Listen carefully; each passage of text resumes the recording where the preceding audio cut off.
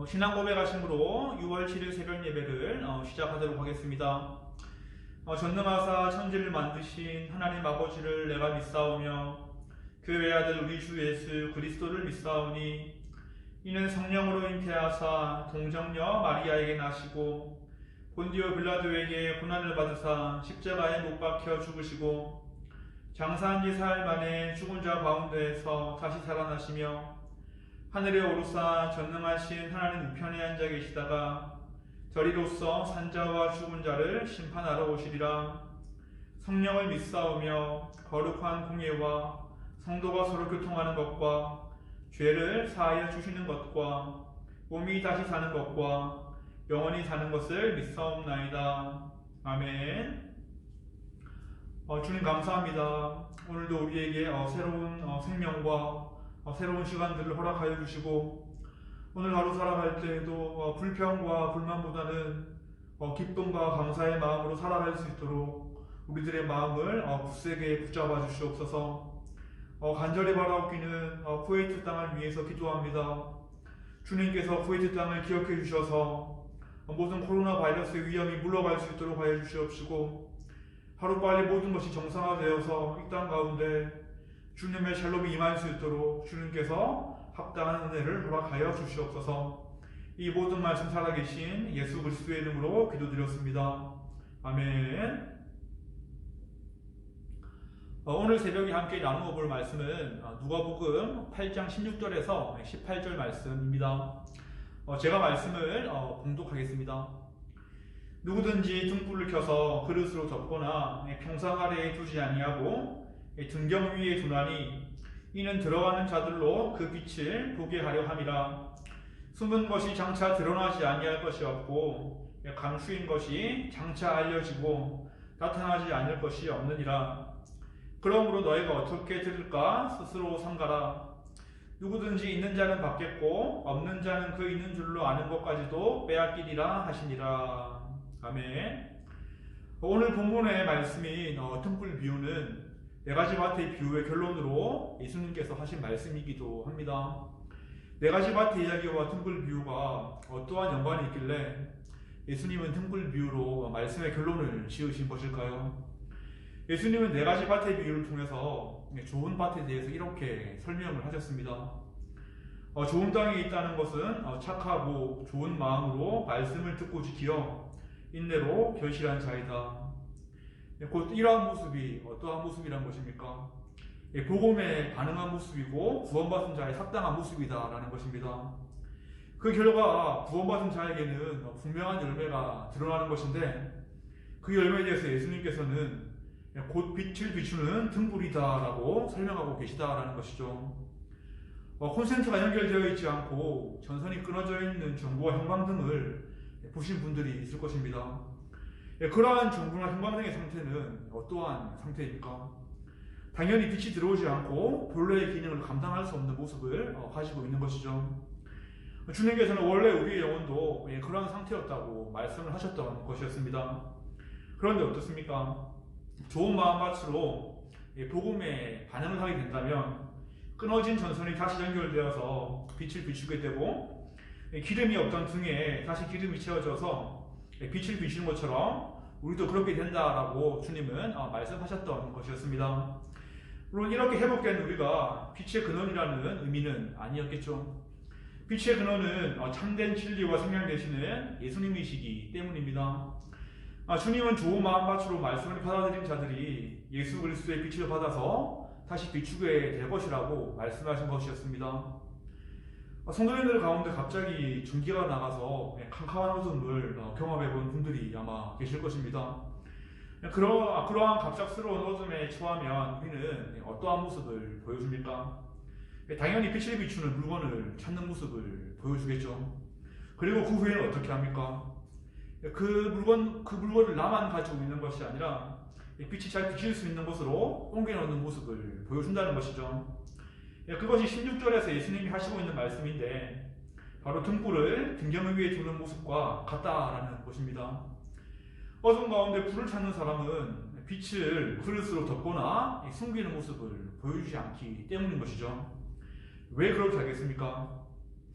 자기 자신뿐만 아니라 다른 사람들도 그 빛을 보게 하기 위한 마음을 가지고 있기 때문입니다. 그렇게 예수님이 말씀하신 등불이 되어 그 빛을 보게 해야 한다는 것은 이 땅 자체가 바로 어둠이라는 내용을 가지고 있다는 것이죠. 많은 사람들이 어둠 속에서 헤매고 있고 어디로 가야 할지 몰라서 방황하고 있다는 것입니다. 마치 가로등이 없는 도로에서 가속 페달을 계속해서 밟듯이 사람들은 빠른 속도를 향해서 죽음과 멸망을 향해 나아가고 있다는 것입니다. 그래서 예수님은 우리에게 이렇게 명령을 하고 있습니다. 복음의 능력을 먼저 경험한 너희들이 등불이 되어서 어둠을 비춰야 한다라고 말씀하고 계시다라는 것입니다.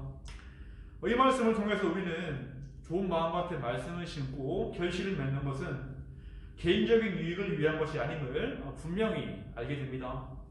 하나님은 개인적인 유익을 위해서 우리에게 믿음을 주신 것이 아니다라는 것입니다.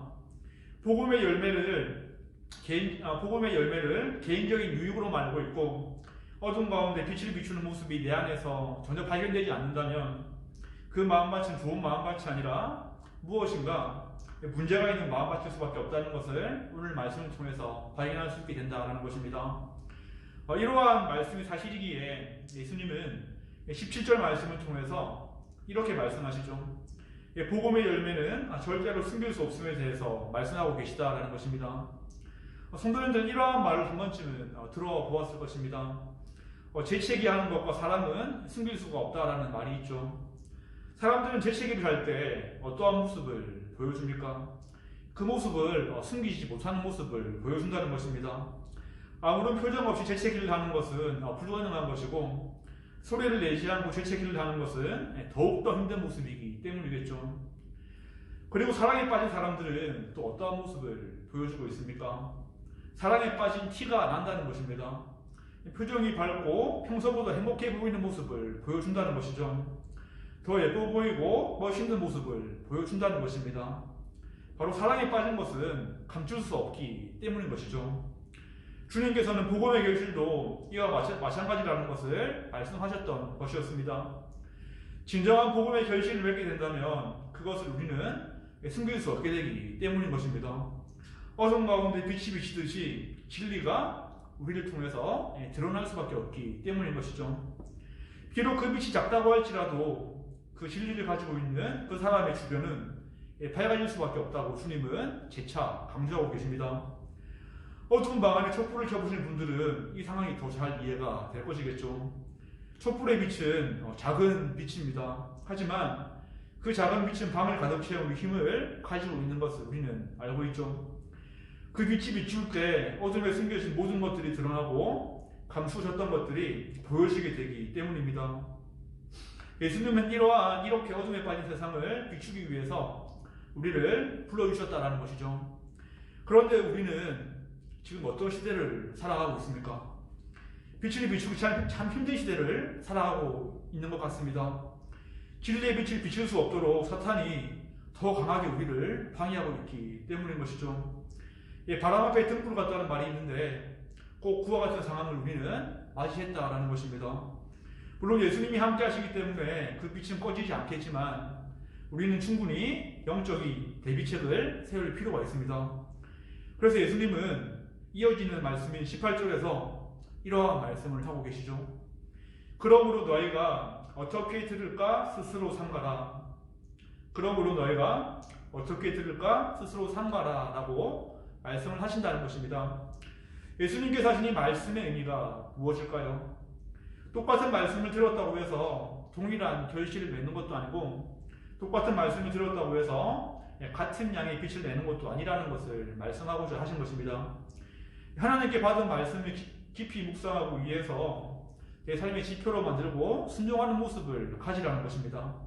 그래야지 예수님께서 말씀하시는 열매, 즉 밝은 빛을 비출 수 있는 등불이 되어서 우리의 역할을 감당할 수 있게 되는 것이기 때문이겠죠. 그저 대충 말씀을 주고 마는 것이 아니라 하나님께 받은 말씀을 깊이 묵상하는 모습이 필요하고 이해해보려고 하는 모습이 필요하고 그 말씀을 내 삶에 적용하는 모습이 우리는 필요하다라는 것입니다. 그래야지만 우리는 하나님의 등불이 되어서 이 어둠을 비출 수 있는 역할을 감당할 수 있기 때문인 것이죠. 그런데 요즘 시대는 말씀을 깊이 묵상하기 참 어려운 시대일 수도 있습니다. 우리의 눈을 빼앗고 마음을 빼앗고 우리의 길을 빼앗는 것들이 너무나도 많기 때문이겠죠. 또한 많은 부분들이 단순해지고 간편해지는 모습을 가지면서 사람들은 복잡한 것을 싫어하는 모습을 가지게 되었습니다. 이러한 모습이 자연스럽게 하나님의 말씀을 대하는 태도로도 연결이 되고 있다는 것이죠. 말씀을 진지하게 받아들이고 묵상하려는 모습을 가지기보다는 그저 남이 들려주는 말씀만으로 우리는 만족하려는 모습을 가진다는 것입니다. 그래서 그 순간에만 은혜를 받고 넘어가려고 한다는 것이죠.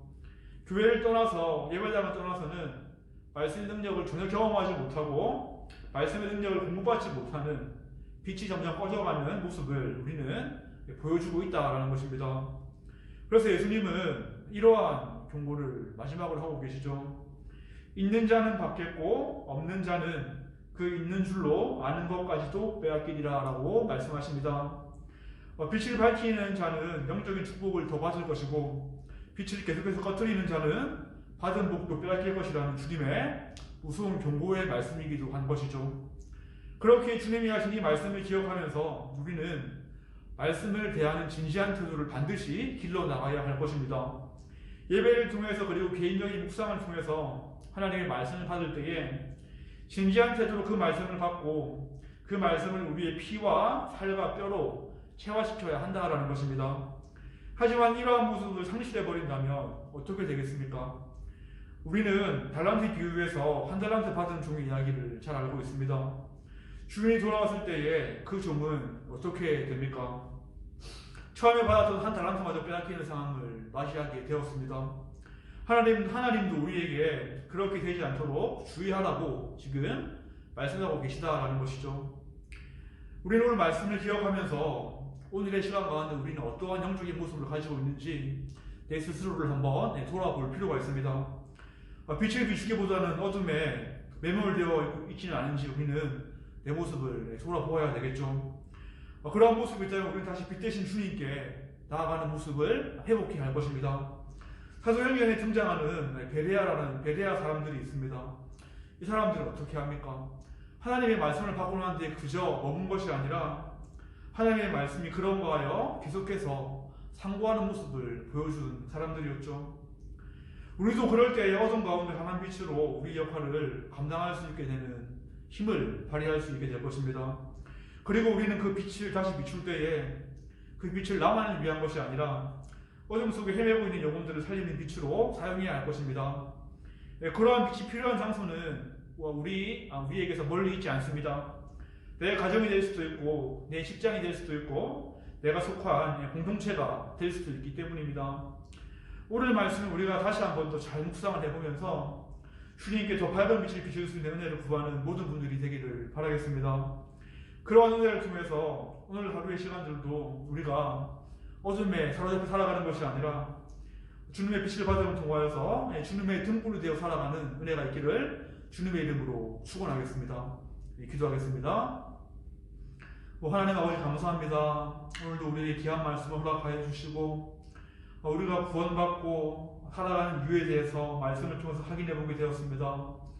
주님께서 우리에게 빛을 주셨는데 그 빛을 우리만 간직하는 것이 아니라 어둠을 밝힐 수 있는 힘을 허락하여 주시옵시고 말씀을 더욱 상고하고 묵상하고 말씀을 진지하게 대함을 통하여서 그 말씀이 나의 피와 살과 뼈가 될 수 있도록 주님께서 은혜를 허락하여 주시옵소서. 그 힘을 통하여서 이 땅의 어둠을 밝힐 수 있도록 하여 주시옵시고 우리가 어둠에 매몰되어 살아가는 것이 아니라 주님의 등불이 되어서 오늘 하루도 승리할 수 있도록 우리와 함께하여 주시옵소서. 이 모든 말씀 살아계신 예수 그리스도의 이름으로 기도드렸습니다. 아멘. 주기도문 하심으로 오늘 새벽 예배를 마치도록 하겠습니다. 하늘에 계신 우리 아버지여, 이름이 거룩히 여김을 받으시오며 나라가 임하시오며 뜻이 하늘에서 이루어진 것 같이 땅에서도 이루어지이다. 오늘날 우리에게 일용할 양식을 주시옵고 우리가 우리에게 죄진 자를 사하여 준 것 같이 우리의 죄를 사하여 주시옵고 우리를 시험에 들게 하지 마시옵고 다만 악에서 구하시옵소서. 나라와 권세와 영광이 아버지께 영원히 있사옵나이다. 아멘.